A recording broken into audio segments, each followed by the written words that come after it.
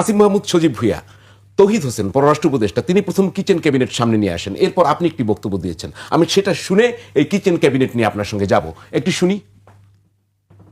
Kitchen cabinet ছিল, কিন্তু আমি সেটার সদস্য ছিলাম না।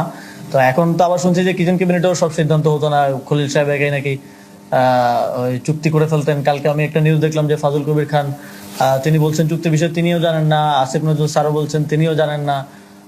শুধু বাণিজ্য মন্ত্রী আর বর্তমান বিএনপির পররাষ্ট্রমন্ত্রী তারা জানতেন, তারা করেছেন। পররাষ্ট্র উপদেষ্টা যখন জানেন না চুক্তি সম্পর্কে, তাহলে তো আমরা এটাই বলতে পারি যে যদি খলিল সাহেব একাই করে থাকেন তাহলে কিন্তু এখন বিএনপির পররাষ্ট্রমন্ত্রী, তার মানে বিএনপির পররাষ্ট্রমন্ত্রী চুক্তিটা আসলে করেছে।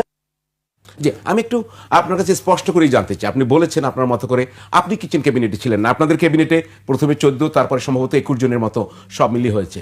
তো এই কিচেন ক্যাবিনেটে কারা ছিলেন? আপনাদের তো থাকার কথা ছিল। আমার জানা মতে আসলে আমি রঙও হইতে পারি বা পরবর্তীতে পরিবর্তনও হইতে পারে, হয়তো মেম্বারে দিক সেদিক হতে পারে। আমাদের ক্যাবিনেট মিটিং প্রতি বৃহস্পতিবারে হওয়ার কথা, মাঝে মধ্যে হয়তো কোনো কোনো বৃহস্পতিবার ছুটে যেত বা ইয়ে হতো, বাট মোস্টলি প্রতি বৃহস্পতিবারে ক্যাবিনেট মিটিং হতো এবং ক্যাবিনেটের সকল উপদেষ্টারা থাকতেন এবং এজেন্ডাগুলো ডিসকাশন হতো। তারপরে স্বাভাবিকভাবে একটা বিবিধ অংশ থাকে, সেখানে আরও যদি কেউ টেবিলে কোনো এজেন্ডা রাখতে চান সেটা নিয়ে ডিসকাশন হতো। এটা ফর্মাল বৈঠক ছিল। আমি হয়তো সরকার গঠনের 1-2 মাস পরে জানতে পেরেছি যে এরকম হয়তো একটা ছোট ফোরাম আছে, যেখানে সম্ভবত মঙ্গলবারে লাঞ্চের সময় মাননীয় প্রধান উপদেষ্টার সাথে উপদেষ্টাদের একটা অংশ তারা বসেন এবং কিছু গুরুত্বপূর্ণ বিষয়ে, যেটা হয়তো এজেন্ডা দিয়ে তো সাধারণত কোনো আইন সংশোধন, অধ্যাদেশ প্রণয়ন, এই জিনিসগুলো আলোচনা হতো। তার বাইরে কোনো পোস্টিং ইম্পর্টেন্ট, গভর্নরের পোস্টিং হবে বা এরকম ইম্পর্টেন্ট জিনিসগুলো হয়তো তারা সেখানে ডিসকাস করতেন।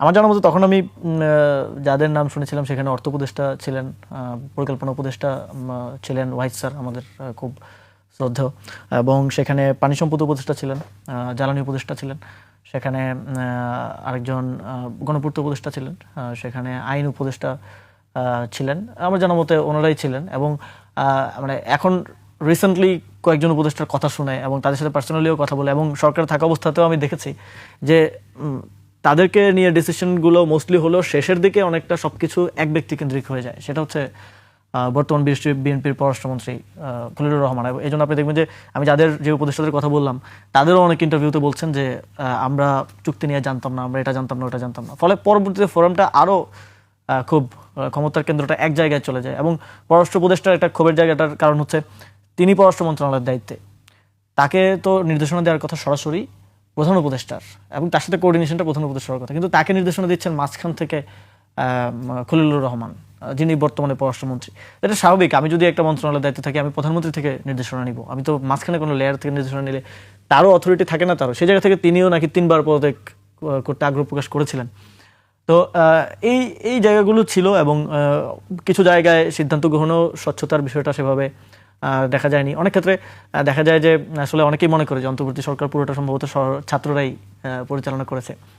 আসলে ছাত্রদের রোলটা আমি যদি আজকে ক্লিয়ারলি ডিফাইন করি, আপনারা তো 3 জন ছিলেন। 3 জন ছিলাম, 3 জনের মধ্যে একজন তো মিনিস্ট্রিতে এসেছে একদম লাস্টে। উনি তো মিনিস্ট্রিতে ছিলেন, উনি প্রধান উপদেষ্টা দপ্তরে ছিলেন। আমরা 2 জন মিনিস্ট্রিতে ছিলাম। তো আমরা কিচেন ক্যাবিনেটটা বুঝলেন কখন?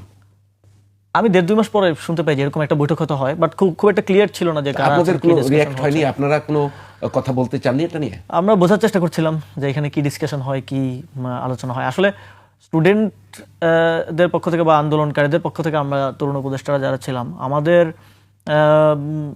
অথরিটি বলি কিংবা কাজের জায়গায় কোঅর্ডিনেশন বলি সরকার উচ্চ পর্যায়ের সাথে, সেটা প্রথম 2-3 মাস খুব ভালো ছিল। 2-3 মাস ছিল, কারণ ওই সময়টাতে আপনি যদি মনে করতে পারেন সবচেয়ে বেশি দেশে আসলে খুব ক্রাইসিস সিচুয়েশন ছিল, পুলিশ ঠিক মতো অ্যাক্টিভ হচ্ছিল না, আন্দোলনের পর আন্দোলন হচ্ছে, শ্রমাঞ্চল আন্দোলন হচ্ছে, এই জিনিসগুলো ট্যাকেল দেওয়াটাই মোস্টলি আমাদের একটা কাজ ছিল। কিন্তু একটা পারসেপশন তৈরি করা হয়েছে ছাত্ররাই সব কিছু করে এবং অনেক ক্ষেত্রে আমি এটাও দেখেছি কেউ একজন কোনো একটা সমস্যা নিয়ে গেল, গণভ্যুত্থানের কেউ বা শহীদের আত্মীয় কেউ বা অন্য যে কেউ বা আন্দোলনকারীদের মধ্যে কেউ, সবসময় বলা হতো যে আসিফ নাহিদের কাছে যাও, মানে আমাদের ঘাড়ে চাপিয়ে দেয় এবং তারাও ভাবতো যে তাহলে তো মনে হয় সব ক্ষমতা আসিফ নাহিদের কাছে। তারা যখন আমাদেরকে রিচ করতে পারতো না বা আসলেও হয়তো তার সমস্যার সমাধান হচ্ছে না বা করতে পারছি না, তখন তারা মনে করতো যে তারা তখন আসিফ নাহিদকে এবার দোষারোপ। মানে আপনারা যদি সমাধান দিতেন ওটা নিয়ে, তখন কি প্রধান উপদেষ্টা শুনতেন, সেটা করে দিতেন?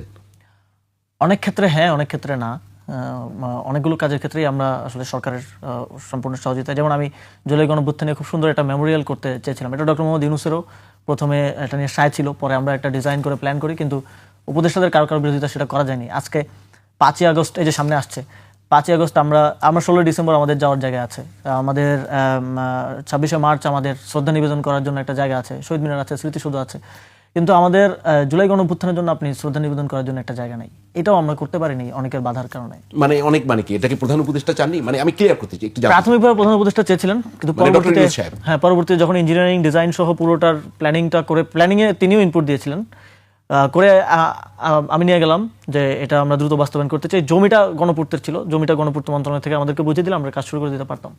কিন্তু পরবর্তীতে প্রধান উপদেষ্টা বললেন যে এটা মন্ত্রী পরিষদের আলোচনায় উঠাও। তখন আমি বুঝতে পারলাম যে হয়তো কেউ ভেটো দিয়েছে বা কিছু। মন্ত্রী পরিষদের আলোচনা ওঠানোর পরে তখন সেখান থেকে বলা হলো যে জুলাই নিয়ে এত অর্থ খরচ করলে এটা নিয়ে সমালোচনা হতে পারে।